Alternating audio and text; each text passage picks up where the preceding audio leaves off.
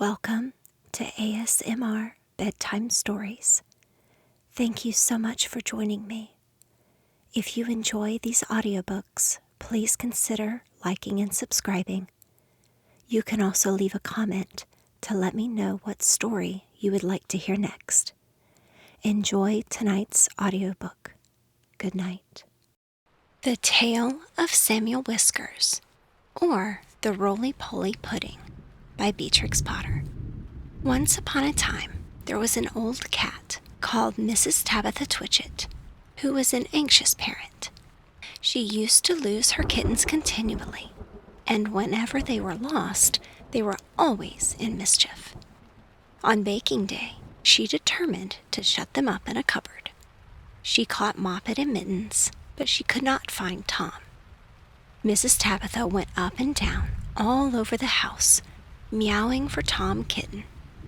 She looked in the pantry under the staircase, and she searched the best spare bedroom that was all covered up with dust sheets. She went right upstairs and looked into the attics, but she could not find him anywhere. It was an old, old house, full of cupboards and passages. Some of the walls were 4 feet thick, and there used to be queer noises inside them, as if there might be a little secret staircase. Certainly, there were odd little jagged doorways in the wainscot, and things disappeared at night, especially cheese and bacon. Mrs. Tabitha became more and more distracted and meowed dreadfully. While their mother was searching the house, Moppet and Mittens had got into mischief. The cupboard door was not locked, so they pushed it open and came out. They went straight to the dough, which was set to rise in a pan before the fire. They patted it with their little soft paws. "Shall we make dear little muffins?" said Mittens to Moppet. But just at that moment, somebody knocked at the front door, and Moppet jumped into the flour barrel in a fright. Mittens ran away to the dairy and hid in an empty jar on the stone shelf where the milk pans stand. The visitor was a neighbor, Miss Ribby. She had called to borrow some yeast. Mrs. Tabitha came downstairs, meowing dreadfully. "Come in, Cousin Ribby, come in and sit ye down. I'm in sad trouble, Cousin Ribby," said Tabitha, shedding tears. "I've lost my dear son Thomas. I'm afraid the rats have got him." She wiped her eyes with her apron. "He's a bad kitten, Cousin Tabitha. He made a cat's cradle of my best bonnet last time I came to tea." "Where have you looked for him?" "All over the house. The rats are too many for me. What a thing it is to have an unruly family," said Mrs. Tabitha Twitchit. "I'm not afraid of rats. I will help you find him, and whip him too. What is all that soot in the fender? The chimney wants sweeping." "Oh, dear me, Cousin Ribby. Now Moppet and Mittens are gone. They have both got out of the cupboard." Ruby and Tabitha set to work to search the house thoroughly again. They poked under the beds with Ribby's umbrella, and they rummaged in cupboards. They even fetched a candle and looked inside a clothes chest in one of the attics. They could not find anything, but once they heard a door bang, and somebody scuttered downstairs. "Yes, it is infested with rats," said Tabitha tearfully. "I caught 7 young ones out of one hole in the back kitchen, and we had them for dinner last Saturday. And once I saw the old father rat, an enormous old rat, Cousin Ribby.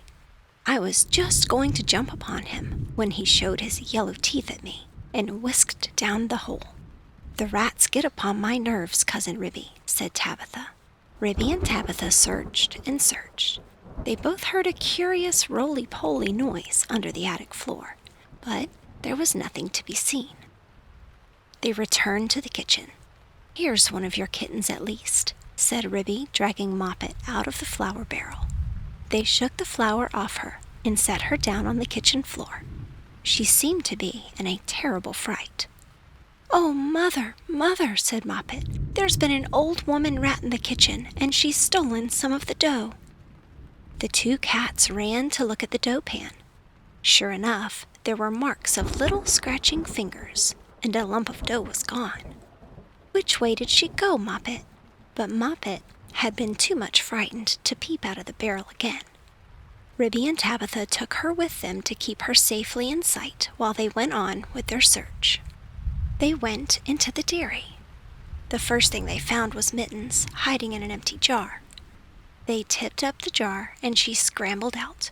"Oh, Mother, Mother, there has been an old man rat in the dairy, a dreadful, 'normous big rat, Mother, and he's stolen a pat of butter and the rolling pin." Ribby and Tabitha looked at one another. A rolling pin and butter! "Oh, my poor son Thomas!" exclaimed Tabitha, wringing her paws. "A rolling pin?" said Ribby. "Did we not hear a roly-poly noise in the attic when we were looking into that chest?" Ribby and Tabitha rushed upstairs again. Sure enough, the roly-poly noise was still going on quite distinctly under the attic floor. "This is serious, Cousin Tabitha," said Ribby. "We must send for John Joyner at once with a saw."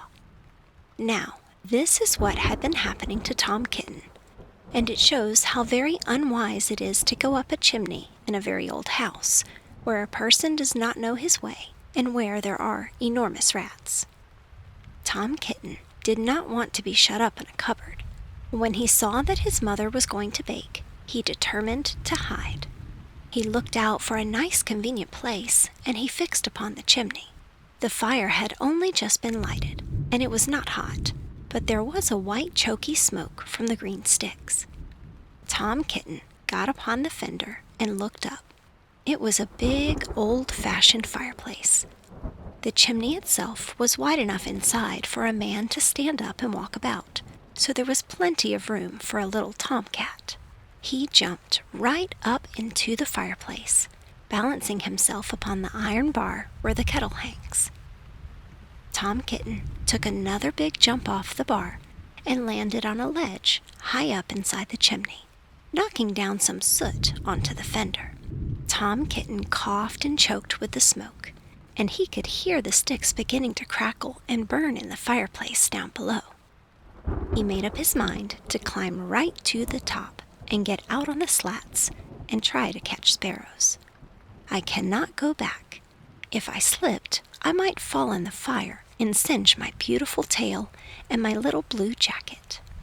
The chimney was a very big, old-fashioned one. It was built in the days when people burnt logs of wood upon the hearth. The chimney stack stood up above the roof like a little stone tower, and the daylight shone down from the top under the slanting slates that kept out the rain.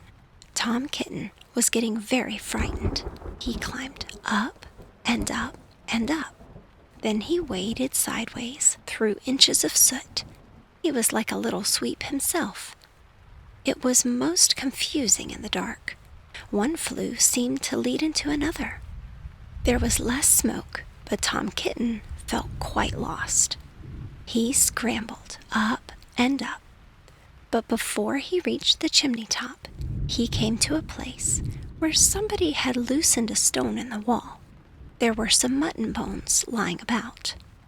"This seems funny," said Tom Kitten. "Who has been gnawing bones up here in the chimney? I wish I had never come. And what a funny smell! It is something like mouse, only dreadfully strong. It makes me sneeze," said Tom Kitten.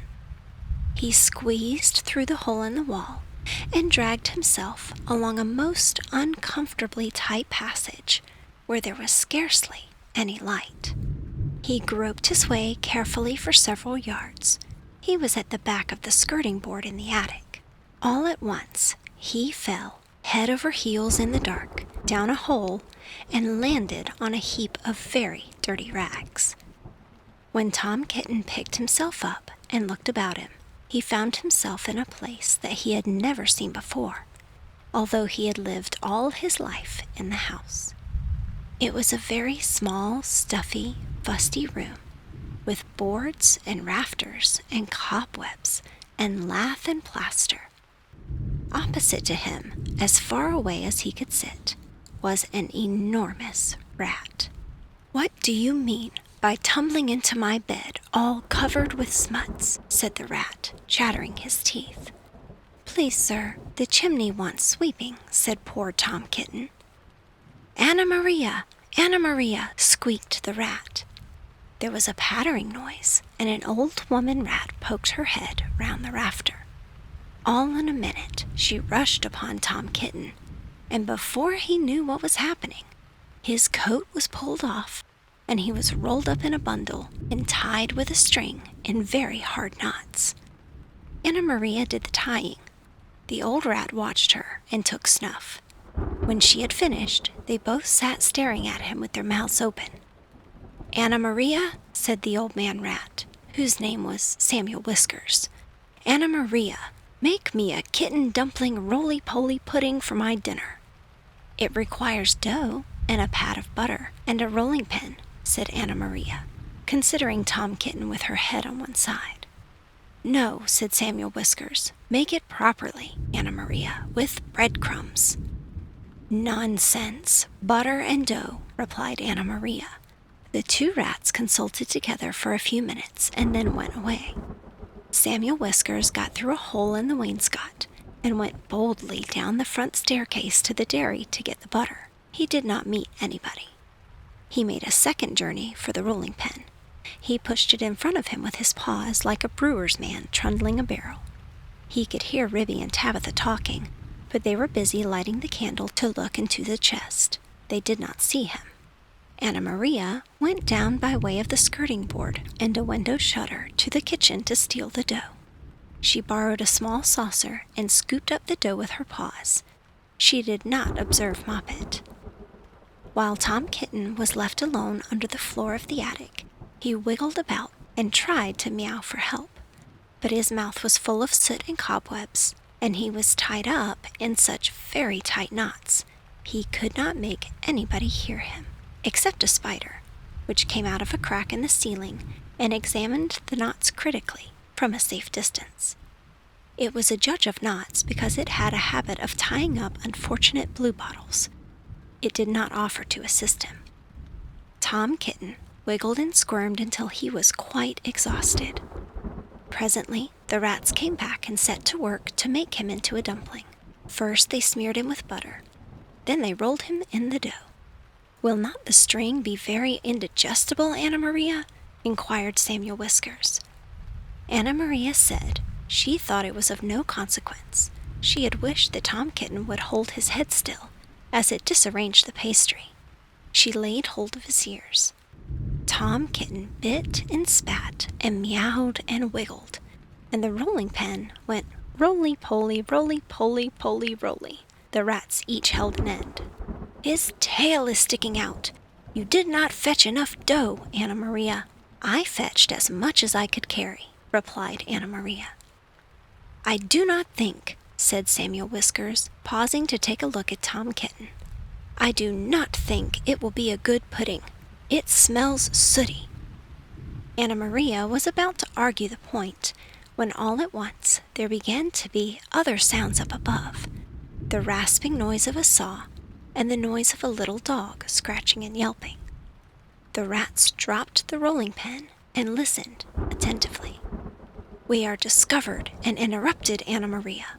Let us collect our property and other people's and depart at once. I fear that we shall be obliged to leave this pudding, but I am persuaded that the knots would have proved indigestible, whatever you may urge to the contrary. Come at once and help me to tie up some mutton bones in a counterpane," said Anna Maria. "I have got half a smoked ham hidden in the chimney." So it happened that by the time John Joiner had gotten the plank up, there was nobody under the floor except the rolling pin and Tom Kitten in a very dirty dumpling. But there was a strong smell of rats, and John Joiner spent the rest of the morning sniffing and whining and wagging his tail, and going round and round with his head in the hole like a gimlet. Then he nailed the plank down again and put his tools in his bag and came downstairs. The cat family had quite recovered. They invited him to stay to dinner. The dumpling had been peeled off Tom Kitten and made separately into a bag of pudding, with currants in it to hide the smuts. They had been obliged to put Tom Kitten into a hot bath to get the butter off. John Joyner smelt the pudding, but he regretted that he had not time to stay to dinner, because he had just finished making a wheelbarrow for Miss Potter, and she had ordered 2 hen coops. And when I was going to the post late in the afternoon, I looked up the lane from the corner, and I saw Mr. Samuel Whiskers and his wife on the run, with big bundles on a little wheelbarrow, which looked very like mine. They were just turning in at the gate to the barn of Farmer Potatoes. Samuel Whiskers was puffing and out of breath. Anna Maria was still arguing in shrill tones. She seemed to know her way, and she seemed to have a quantity of luggage. I am sure I never gave her leave to borrow my wheelbarrow. They went into the barn and hauled their parcels with a bit of string to the top of the haymow. After that, there were no more rats for a long time at Tabitha Twitchit's. As for Farmer Potatoes, he has been driven nearly distracted. There are rats and rats and rats in his barn. They eat up the chicken food and steal the oats and bran and make holes in the meal bags. And they are all descended from Mr. and Mrs. Samuel Whiskers, children and grandchildren and great-great-grandchildren. There is no end to them. Moppet and Mittens have grown up into very good rat catchers. They go out rat catching in the village, and they find plenty of employment. They charge so much a dozen and earn their living very comfortably. They hang up the rats' tails in a row on the barn door to show how many they have caught. Dozens and dozens of them. But Tom Kitten has always been afraid of a rat. He never durst face anything that is bigger than a mouse.